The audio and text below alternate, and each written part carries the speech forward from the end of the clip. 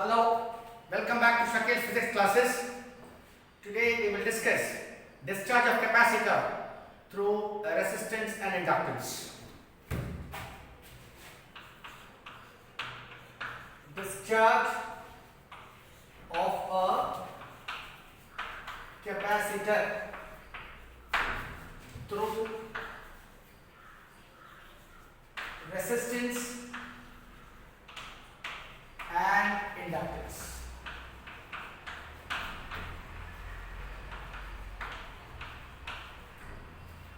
This is the topic for discussion today. We will try to first draw the circuit diagram for this.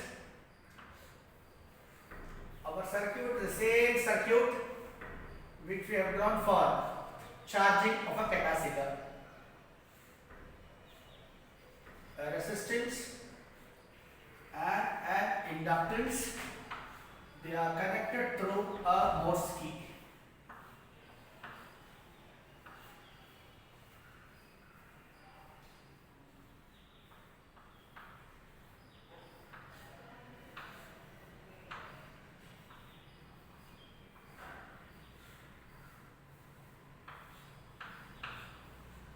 Okay.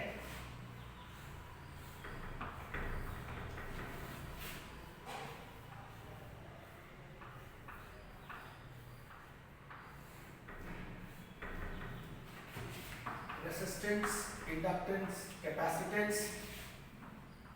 This has to be pressed like this. Battery of EMF. So, a capacitance is connected through a resistance and inductance through a Morse key, and a battery of EMF is included. What we are going to do first is press this Morse key downwards. Therefore, this will go touch here. The capacitor will get fully charged. Once the capacitor gets fully charged, we are going to leave this so that the battery of EMF will be disconnected. This three will be connected together, and the capacitor will start to discharge. During discharge, at any instant of time, let I be the current to the circuit, let Q be the charge at any instant of time. Then I will directly write an equation: L di by dt plus IR plus Q by C is equal to 0. If you have any doubt in this, so how do you write this? We shall try to recall what we have discussed previous class. In the previous class during discharge, I said this is the EMF. The back EMF will oppose the applied EMF. This will be equal to IR, the drop across resistance, and the drop across the capacitance. Since we are talking about discharge, this E will vanish. If you take minus L di by dt that side, you end up with this equation. Is that okay to you? Now, let us try to modify this. L d square Q by dt square plus R dQ by dt plus Q by C is equal to 0. If you ask me why, then you write since I is equal to dQ by dt. That is why I have written like that. Is that okay to you? Now, we have to divide this equation throughout by L. If you divide this equation throughout by L, you end up with dQ square by dt square plus R by L dQ by dt plus Q upon LC is equal to 0. And let me call this as equation number 1. Let us try to follow the equation numbers carefully. Having done this, we will put R by L is equal equal to 2b. 1 upon LC is equal to k square. Is that okay to you? Therefore, this equation 1 will take a form d squared q by dt squared plus 2b dq by dt plus k squared L is equal to 0. You have got a second order differential equation in Q. Therefore, we have to assume a trial solution for this. Let a trial solution of this differential equation B of the form Q is equal to e power alpha t. Is that okay to you? So dq by dt will be e power alpha t into alpha. Similarly, d squared q by dt squared will be equal to alpha squared e power alpha. These values of dq by dt, d squared q by dt squared, we are going to substitute in this equation, which I have marked it as 2. Okay, sir.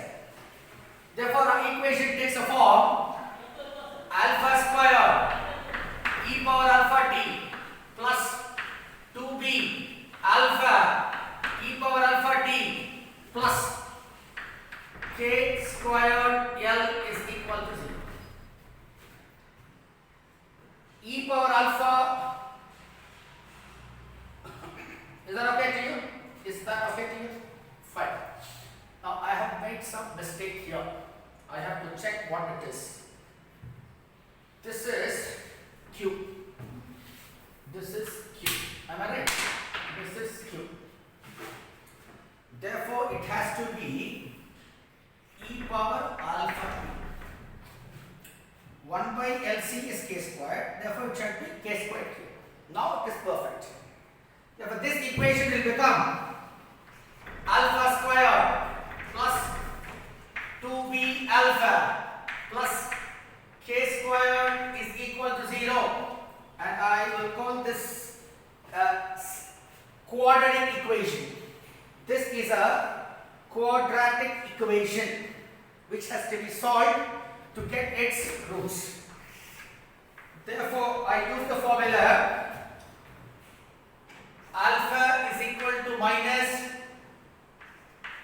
2b plus or minus under root of 4b squared minus 4k squared upon 2.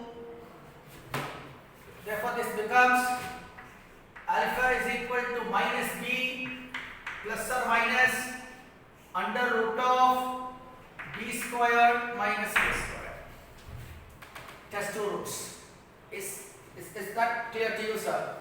Therefore, the general solution, the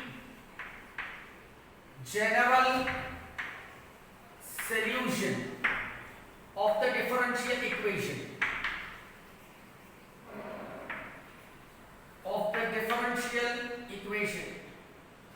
it takes a form Q is equal to A e power minus b plus under root of b squared minus k squared into t plus b e power minus b minus under root of b squared minus k squared into t. I will call this equation as 3. This is equation number 3 for me, sir. Now, in this equation, we have two constants. A and B are two arbitrary constants chosen. The value of these constants can be found by choosing suitable boundary conditions. So what is the boundary condition we are going to take? The first boundary condition I am going to take is when t is equal to 0, I know my charge is full. So I write it as Q naught. Okay, sir. Therefore, this will be if it's t is 0, anything over 0 is 1. A plus B is equal to Q naught. Therefore, I call this as equation number 4. Sir. Is that okay to you? If you have taken down this circuit, I will rub this off so that try to get one more equation, because there are two variables, two unknowns.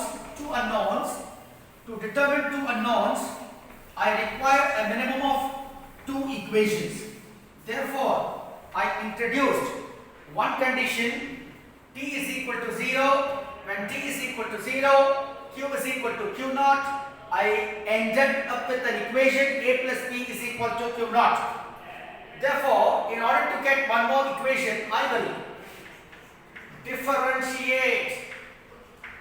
differentiating equation 3 with respect to time. I is dq by dt. So if I differentiate equation 3, I will get current. Therefore, this will be okay.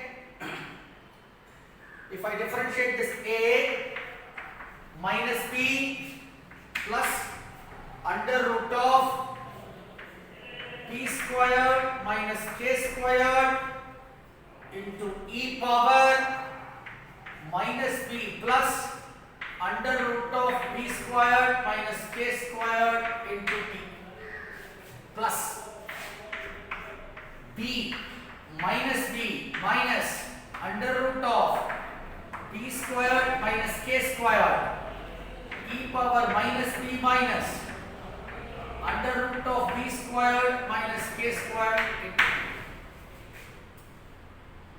We have to introduce one more condition.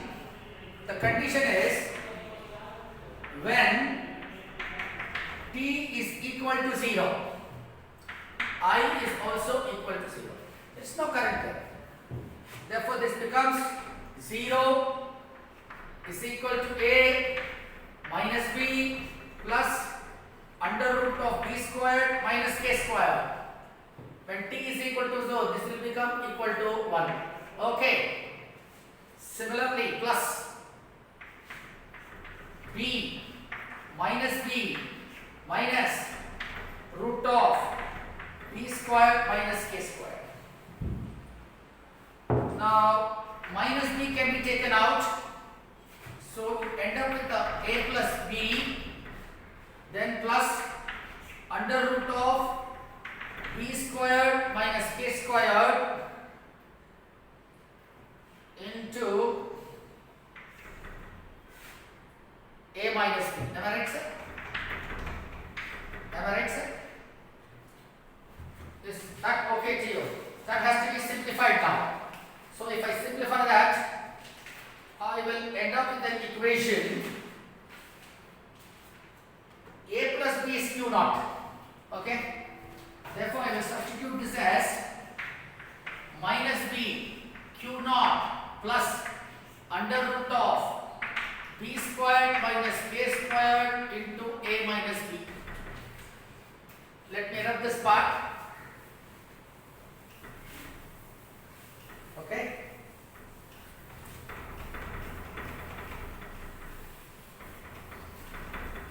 Therefore, I will get a minus b is equal to b q naught upon under root of b squared minus k squared, which I have to call equation number 5.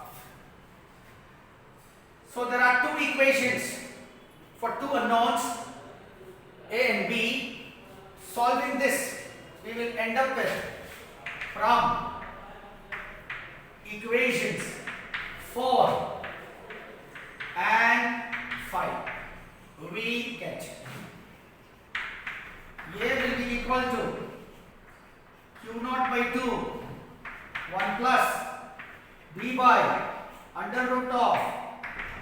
square minus k square. Similarly, B will be equal to Q naught by 2 into 1 minus B upon under root of B square minus k square. These are values of A and B we have obtained. So our next step is to substitute these values of A and B in equation 3. Is that clear to you? So if I substitute that, what do I get? I will rub this part. So that I will tell you how equation 3 will change once we substitute the values of A and B. So Q becomes equal to Q naught by 2. Is that okay to you, sir? See, in A also you have a Q naught by 2. In B also you have a Q naught by 2. Conveniently I will take Q naught by 2 outside, common, okay? I get 1 plus B upon under root of B squared minus k squared into e to the power minus b plus under root of b squared minus k squared into t plus 1 minus b by under root of b squared minus k squared into e power minus b minus of under root of b squared minus k squared. This is the equation which I am marking it as this is 4, 5, 6. Okay, this is equation 6. So equation 3 has taken a form of 6 after substituting the values of A and B. Now we need to discuss the special cases here so that we can understand how the charge discharges. Shall I rub this off? This part I will rub off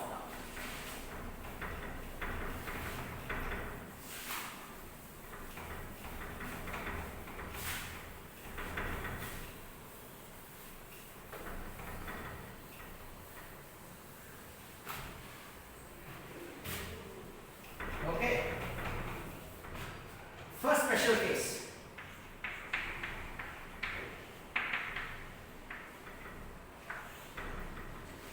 The first case is when b square is equal to k square.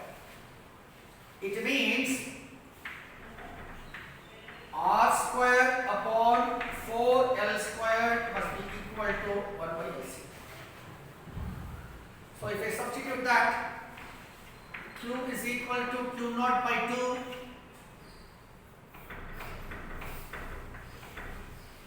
if we are going to substitute in the denominator becomes 0, then we will not be able to arrive at the solution. Therefore 1 plus under root of b square minus k square, this is 0, this becomes e power minus bt plus 1 minus b o by root of b square minus k square into e power minus bt. Now e power minus bt can be taken out. Therefore this becomes q naught by 2 e power minus bt 1 plus b by under root of b square minus k square plus 1 minus b by under root of b square minus k square. Therefore this goes off. 1 plus 1 will be 2. This 2 will go off. Therefore I will end up with q is equal to q naught e power minus bt. In the place of b, I can substitute b is r by 2l. Am I right? Am I right? Therefore, if I substitute that, I will get q is equal to q naught e to the power minus r by 2l. That is the equation we arrive at. What does this equation represent? This equation represents that the charge is critically damped. Charge is critically damped. It is neither deadbeat nor oscillatory. The curve, if you draw, will be an exponential curve. And how it will look like? I will try to draw it here so that